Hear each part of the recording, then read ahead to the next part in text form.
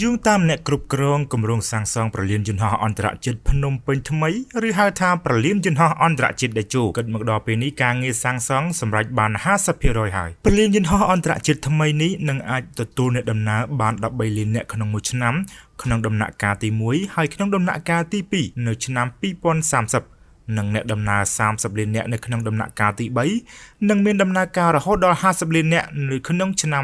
2050 ខាងមុខអ្នកនាំពាក្យនឹងរដ្ឋលេខាធិការដ្ឋានអាកាសចរស៊ីវិលលោកសុនច័ន្ទសេរីវុធាប្រលានយន្តហោះថ្មីនេះនឹងដើរតួយ៉ាងសំខាន់នៅក្នុងការជំរុញកំណើនសេដ្ឋកិច្ចនិងទេសចរនៅក្នុងកម្ពុជានៅពេលដែលប្រលានយន្តហោះមួយនេះត្រូវបានដាក់ឲ្យដំណើរការងារសាងសង់ប្រលានយន្តហោះអន្តរជាតិកម្រិតថ្នាក់ខ្ពស់បំផុតរបស់ពិភពលោក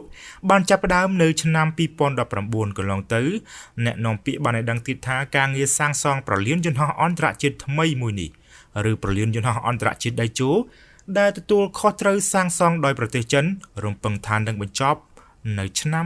2024 ខាងមុខគូបញ្ជាក់ផងដែរថាប្រលានយន្តហោះអន្តរជាតិភ្នំពេញថ្មីឬហៅថាប្រលានយន្តហោះអន្តរជាតិដៃជោ